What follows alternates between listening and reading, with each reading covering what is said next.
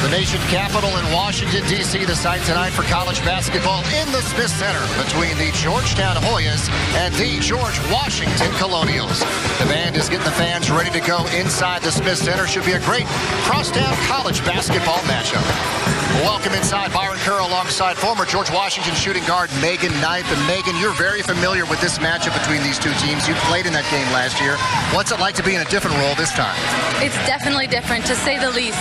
Back home in Minnesota, I follow the games, I follow all the stats, but it's totally different to be here on the court in a dress and not a jersey.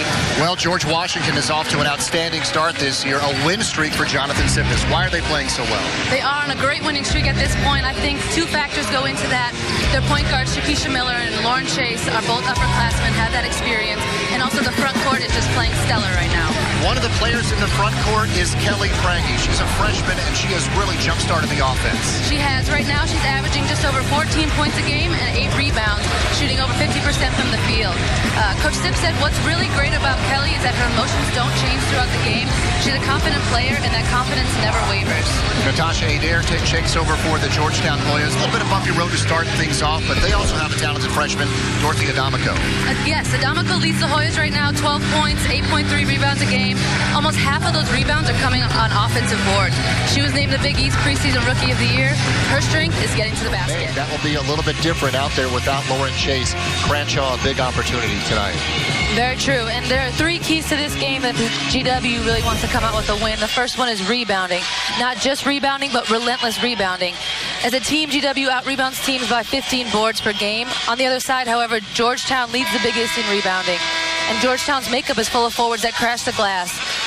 So getting a body on someone and preventing that offensive rebound can prevent second-chance points that Georgetown relies on. Second key, controlling the pace of the game. GW plays its best basketball when it's able to run. They're equipped with quick guards, athletic posts, so running the ball, getting out in transition is really playing into their strength. And finally, staying out of foul trouble. GW posts can't get into a shot-blocking mode because they're taller. They need to move their feet and keep their hands off. Hannah Shively with it early on. Byron Kerr and Megan Knight. Hannah Shively with a nice start to this game. Yeah, she's really being able to get in the post and get those easy looks. She gets her baskets off of just working hard. She's a workhorse down low. And when she runs in transition, she gets those open looks. And Coach, like you said, Jones and Washington did find themselves in some foul trouble in the first half. How might you adjust going into the second? Well, obviously that took its toll on them.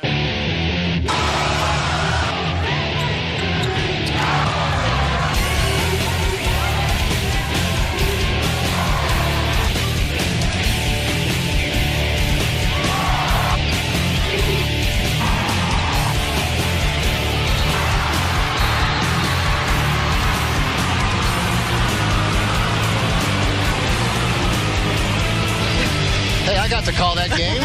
What was it like to play in that game? 31 points? Best game of my life, I can tell you that, and I did not see that coming. A lot of fun, though, huh? To look back at those highlights. Yes. That's Megan Knight, two-guard for George Washington University women's basketball, and GW women leading Georgetown 34-29. The Colonials led for the first 15 and a half minutes of the first half. A little bit of a run from Georgetown, but then a nice end to the first half for GW.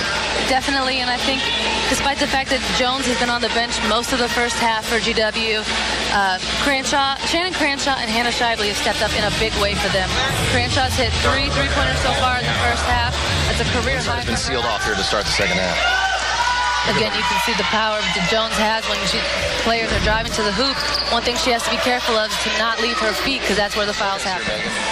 Yeah, you can see Horn able to get out in front, able to connect, even though Chandler was able to get her body on him. A couple big plays by Horn in a row, kind of shifting the momentum in Georgetown's favor.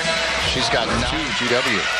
That initial shot from Shively down here against Georgetown's zone is exactly what you want in an offense. Flash to the middle, find the opening, get the open shot. Jones foul trouble in the first half, but 7 points here all in the second half. Yes, right now she's scoring in a multitude of ways here off of Shively's miss.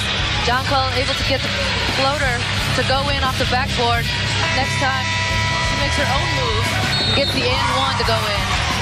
And then in the final one, she posts up, gets great position, calls for the ball. Another and one for Jones. 7 points, 6 rebounds.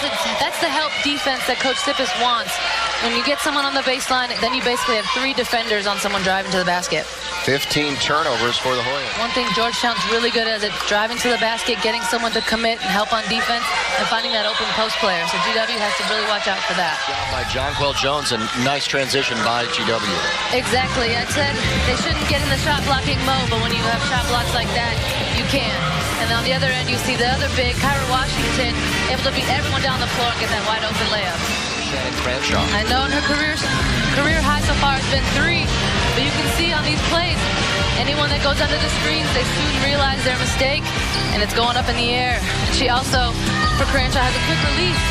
And so if the defense isn't there, it's going up. And as she continues to make them, you can see her confidence continues to increase. Megan, you know how good Katie McCormick is. Shakisha Miller's done a nice job tonight. She really has. And the key to tonight's game was keeping McCormick off the three-point line, not letting her score, giving her nothing easy. And Miller and the rest of GW has done a great job at that tonight.